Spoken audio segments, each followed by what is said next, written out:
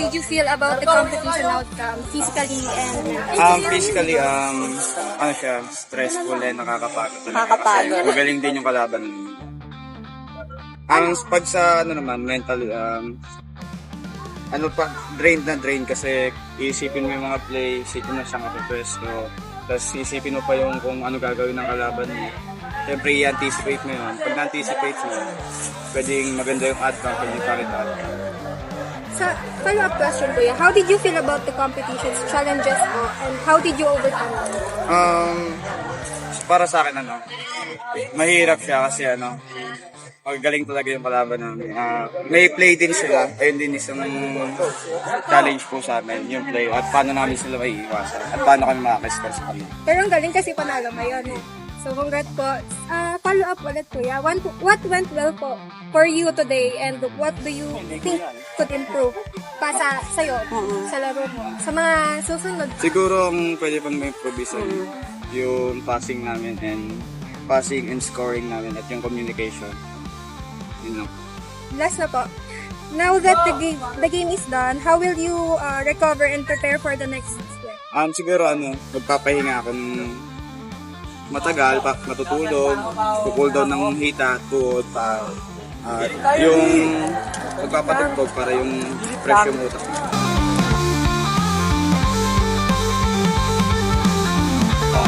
Ano ba yung preparation nyo? Physical po. Ano lang, siyempre, yung training namin, hindi po na, kasi, Sir Jevic nga po yung ano namin. Then, sa mga experience po namin sa player, hindi po, yung interest po kasi hindi para laro lang po. Para to sa amin, yung laro po yung ganito, sa pinaghahandaan po talaga namin. So, meron po kata kami preparation na isang buwan na training. Oo, hagal mo na. Isang buwan. Mental po, about mental, my stress, pressure. Na-pressure kami kasi, siyempre, kailangan na namin makuha yung championship. So, pero naman, nag-aaralan din naman namin yun. Lalo na pag nag-utap-utap kami. So, sabi sa nila, enjoy lang nyo yung game. Ayun, ganun kayo Ganun, na. Parang hindi kayo pressure. Hindi, parang hindi ma-pressure. Do you think po you practice so much essentially? Oo, para sir. Sobra.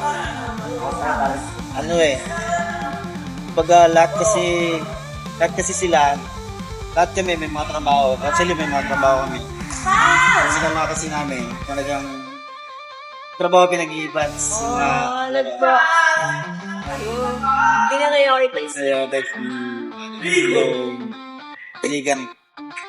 Ano po yung motivates nyo kung napapagod na kayo mag-practice ng patuloy po? Lagi ko sinasabi sa kanila, sa coach, sa captain ball, sa kuya na din, sa mga player, is, gusto ko lang kasi ipakita sa mga ibang kabataan at sa sports ng volleyball, para sa mga papa-healthy, para makaiwas tayo sa mga drugs, depression, Stay active. active, ayun. Ano naman po ba kayo?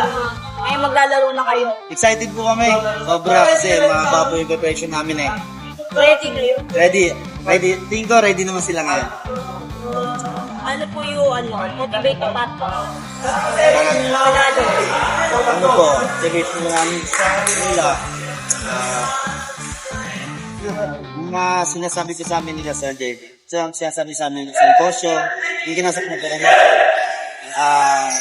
Enjoy lang talaga yung game. Yung motivation namin, ang champion. Ano po yung preparation nyo? Physical po, training, yung core, tapos syempre po, yung mga trainings na kailangan para lumakas yung palo, yung Mental. sa mental po, ayun, i-rest lang din talaga. Do you think practice is essential po? Yes. Kasi nga, di ba, kasi tayong practice make us perfect. Kaya kailangan mag-practice na mag-practice. Ano po yung motivate nyo para mag-train hard kayo sa success mo? Ano po, yung winning po talaga, yun po yung namin, goals talaga namin para ma-motivate kami. Ano po yung nararamdaman nyo ngayon? Maglalaro na kayo. Pressure, yan po. Pero hindi tayo papaka-stress sa pressure na yan. Paano nyo po nilalabanan yung pressure? Ayun, sa pamamagitan ng hugot kami ng lakas sa team namin para hindi kami panghinaan ng loob kahit na alam namin malalakas yung kalaban. Basta't sama-sama kami as a team, we stand all the right. All around, yun po. Ano po yung motivation nyo para manalo? Motivation namin para manalo. Siguro yung pagod namin ay doon namin kukunin. Itipin namin yung pagod namin para mas magkaroon kami ng lakas para lumaban at manalo. Ito na hinihintay nyo after pinagod nyo. Yes. Ano po yung ginagawa yung preparation sa physical po mo? Tawag dito, most on, stretching, Okay. tapos, tawag dito, shooting, ganun. Sa mental lang ang coach. Sa mental, Pag-ready ko yun sa mga stress, pressure. wala naman, hindi naman ako na-stress or pag halimbawa, natatalo, tanggapin na lang, ganun. Kasi more on, naman tawag dito, sabi nga din kahit naman matalo ka sa kamanado, masaya ka, syempre. Tawag dito, hindi mo naman kailangan, may stress dahil talo ka. Kasi syempre, bilog ang bully. Diba? Do you think yung practice po is sobrang kalaga sa Kasi tawag dito, sobrang halaga niya kasi tawag dito, tulad ngayon, nagpa-practice kami ngayon para sa darating na lang. Example yan, may mga play kami gagawin mamaya, ganyan, para tawag dito para madepensahan sila or ma-offensahan sila. Kaya mas mahalagang magkaroon ng training practice. Ano po yung nagpa-motivate sa inyo para mag-train hard? Tawag dito, yung maging champion maging champion ng engineering or yung Parang sa lahat. Oo. Para sa lahat. Para sa lahat, yun. Para sa lahat ng engineer. Dadagawin niya. Ngayon po, ano po nararamdaman nyo ngayon? Tawag dito, wala na, parang, tawag dito, medyo kinakabahan, pero, kung nasa loob naman na ng court, Hindi naman kayo nakabahan. Masyado energy. gano'n. Kasi kakatulog ko lang po wala naman.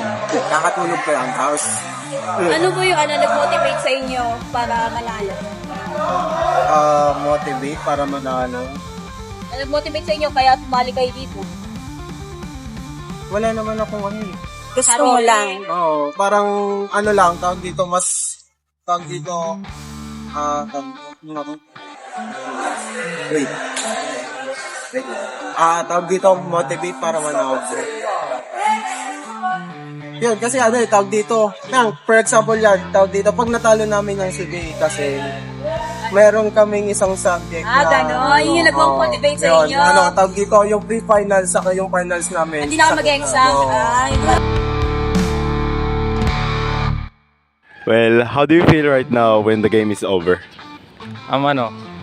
Siyempre pagod, una. Pero, nag-enjoy rin ako kasi nirepresent namin yung department namin at maganda yung chemistry namin at maganda yung pinakita namin sa game. Now that the game is done, how will you recover and prepare for your next one? Siguro magte-take kami ng light break and magte-take ng nap ganon. Tapos, para naman sa next game, siguro magte-train pa kami ng more and para maging physically and mentally prepared kami. What motivates you to perform at your best? Siyempre, unang-una, si God. And lalo-lalo yung mga supporters namin sa department, yung mga prof na pumili sa amin para mag-represent. Ayun lang, para gawin namin yung best namin. Reflection about the college basketball CBA experience is a crucible in stress and motivation. While the challenges can be intense, they often build character and resilience in players. The journey teaches valuable lessons about the perseverance, teamwork, and self-discipline. For many athletes, the memories and growth from these years leaves a lasting impact on their lives, both on and off the court. So, through our intramural experiences, we discovered the dynamic connection between the brain function, physical response, and athletic achievement. This understanding empower us to optimize our well-being as a student.